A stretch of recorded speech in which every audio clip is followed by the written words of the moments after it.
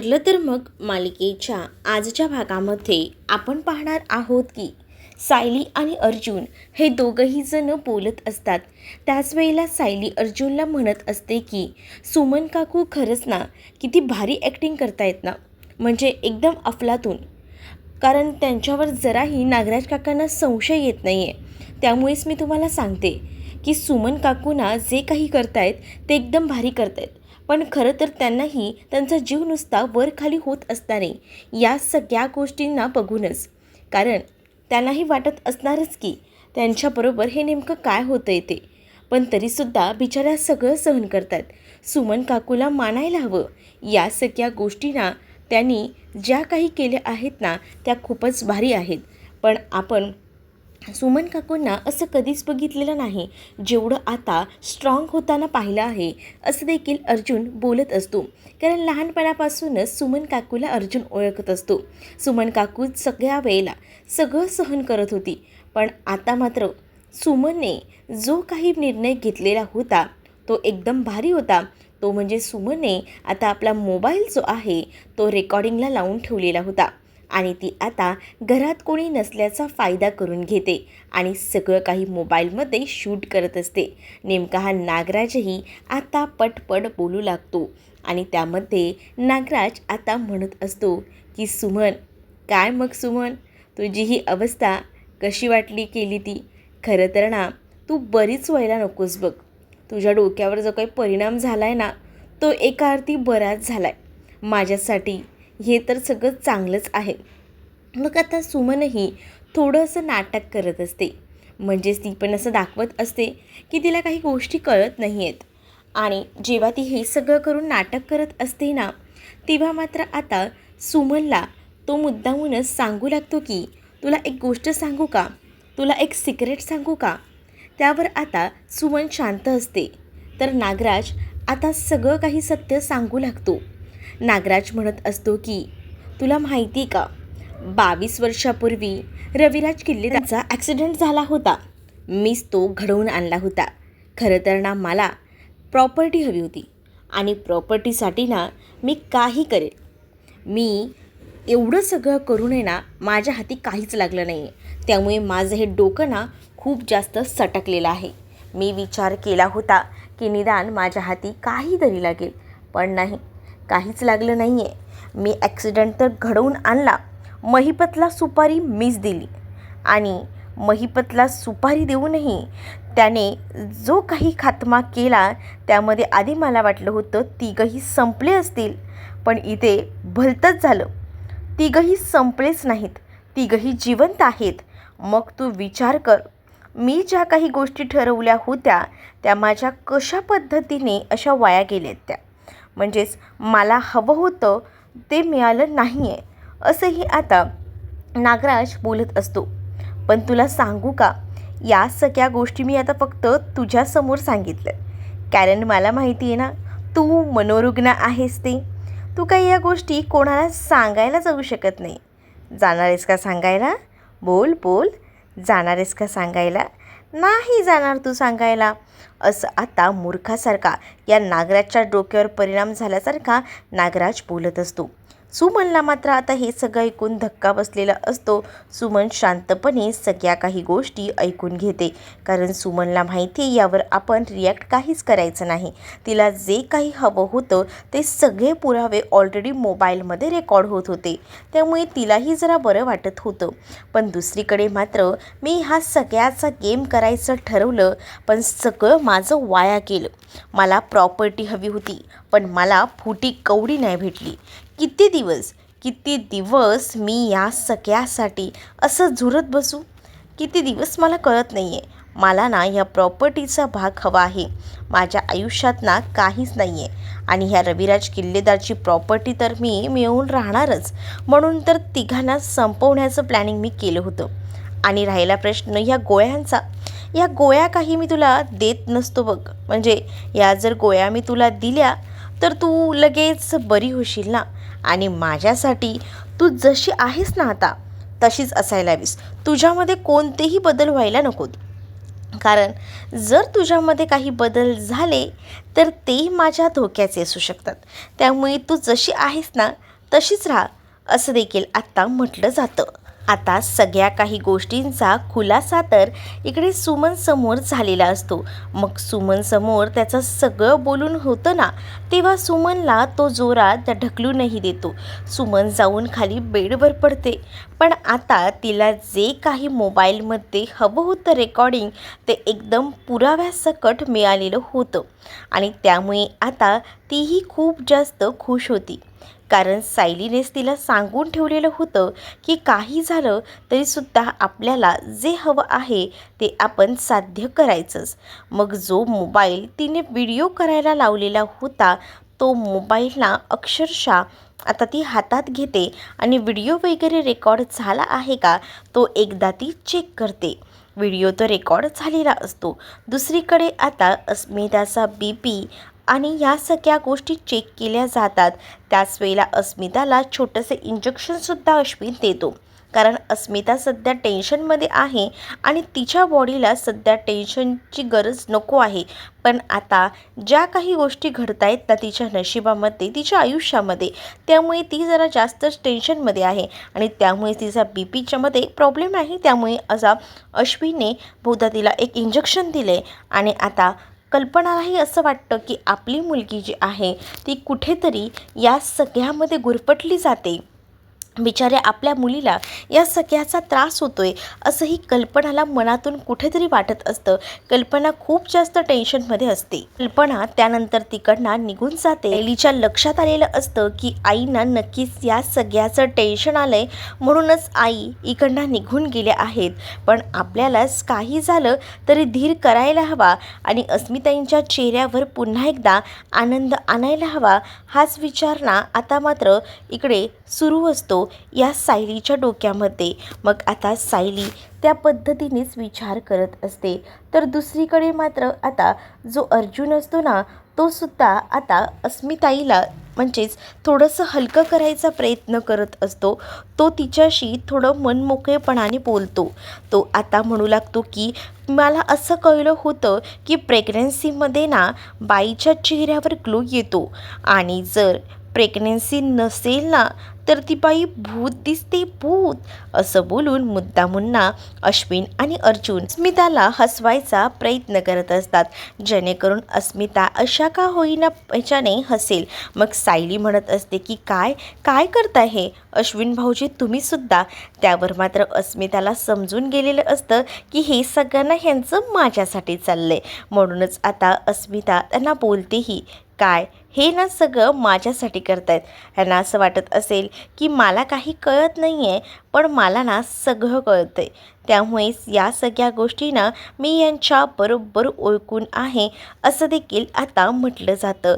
दुसरीकडे आता पाहायला मिळतं अस्मिताला अश्विन म्हणत असतो की उलट आहे ना तू आम्हाला खूप जास्त टेन्शनमध्ये दिसतेस म्हणून आम्हाला असं वाटतं की तू कायम हसत राहावं. आता इथे सायली अर्जुनची भांडणं सुरू होतात. सायली अर्जुन भांडत असताना विचार कुठे करतात, मस्त असे भांडत असतात. का तर अस्मिताला थोडं बरं वाटायला हवं ना म्हणूनच ते आता अशा पद्धतीने भांडत असतात. मग आता अस्मितासुद्धा त्या दोघांकडेही बघत असते आणि त्या दोघांकडे बघून ती विचार करते की खरंच ना हे दोघंही जण किती छान भांडतात ना. गोड गुलाबी ह्यांची भांडणं होतात आणि पुन्हा दोघं एकत्र येतात. हे खरंच ना असं काही माझ्या नशिबातच नाही आहे असाही विचार ती आता करत असते. आणि त्यानंतर मात्र आता सायली म्हणत असते की अस्मिताताई तुम्ही काळजी करूच नका, मी आहे तुमच्यासोबत. तुम्हाला काही वाटलं काही हवं असेल ना तर मला सांगा असं देखील आता सायली अस्मिताला बोलत असते आणि अस्मिताला समजावत असते. मग दुसरीकडे अर्जुनही म्हणतो की मी सुद्धा आहेच की माझ्या बहिणीसोबत. आता इकडे पाहायला मिळतं नागराज बाहेर निघालेला असतो. नागराज जेव्हा बाहेर जातो तेव्हा तो आता तयारी वगैरे सगळ्या काही गोष्टी करत असतो आणि जेव्हा तयारी तो करतो ना तेव्हा बरोबर सुमनचं लक्ष असतं. सुमन विचार करते की चला फायनली कालपासून हे बाहेर गेले नव्हते पण आता हे बाहेर जायला निघाले आहेत. हे माझ्यासाठी एकंदरीत चांगलंच आहे की हे बाहेर जात आहेत ते असंही आता ती म्हणत असते. कारण तिला तो व्हिडिओ वाचवायचा असतो आणि त्याचसोबत ती हेही विचार करत असते की काही झालं तरी लवकरात लवकर या सगळ्या गोष्टींना सांगायला हव्यात. जेव्हा या गोष्टी जर मी सांगेन ना तेव्हाच तर सायलीला समजणार आहे ना, असाही विचार आता डोक्यामध्ये सुरू असतो.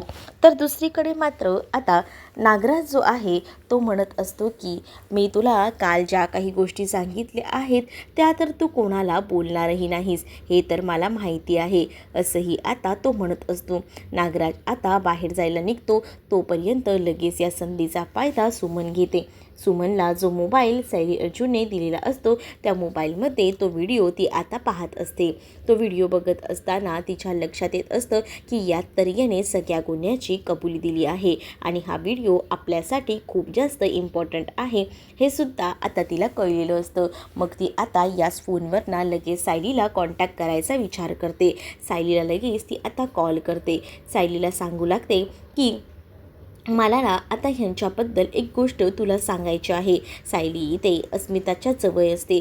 जसा सुमनचा फोन येतो तशी ती आता काही न बोलता हळूच बाजूला सरकते, कारण तिला आता सुमनसोबत बोलायचं असतं. सुमनने आता तिला कॉल केलेला असतो. सुमनशी बोलायला सायली बाजूला गेलेली असते. तर अस्मिताला हसवण्यामध्ये अर्जुन पूर्णपणे तल्लीन झालेला असतो. अर्जुन तिला सांगत असतो की स्माईल स्माईल अस्मिताई, अस्मिताई स्माईल, आणि असं बोलून तिला हसवायचा प्रयत्न मात्र आता सुरू असतो. दुसरीकडे आता पाहायला मिळतं अस्मिताला हसवायला अर्जुन आणि अश्विन हे एकदम तत्परतेने तयार असतात. सायली बाहेर गेलेली असते आणि सायली बाहेर जाऊन फोनवर बोलत असते. ती विचारत असते की काय झालं आहे सुमन काकू. त्यावर सुमन सांगते की ह्यांनी काल माझ्यासमोर सगळा काही गुन्हा कबूल केला आहे, सगळ्या गुन्ह्याची कबुली देऊन ठेवलेली आहे.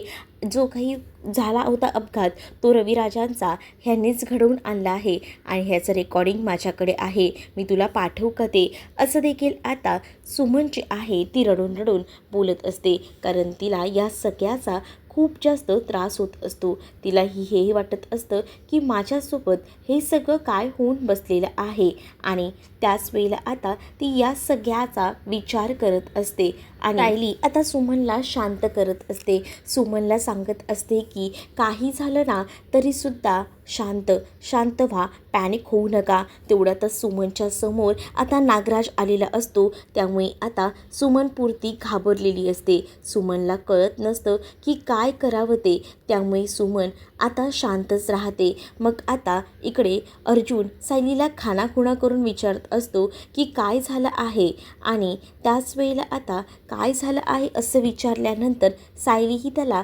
खाणाखुणा करूनच सुमन काकू असं फक्त सांगते.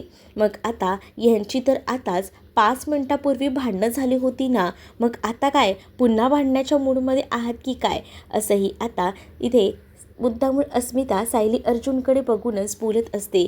त्यावर सायली म्हणत असते की नाही अस्मिताताई, खरं तर ना तुम्ही आराम करा, आता तुम्हाला आरामाची गरज आहे, त्यामुळे जरा आराम करा, असं देखील आता ती सांगू लागते. आणि काही हवं असेल ना तर मला आवाज द्या, मी तुमच्यासाठी आणते, असंही आता सायली अस्मिताला सांगते. कारण आता अस्मिताची काळजी तर तिला असतेच, पण आता काळजी असते ती म्हणजे सुमन काकूंची सुद्धा.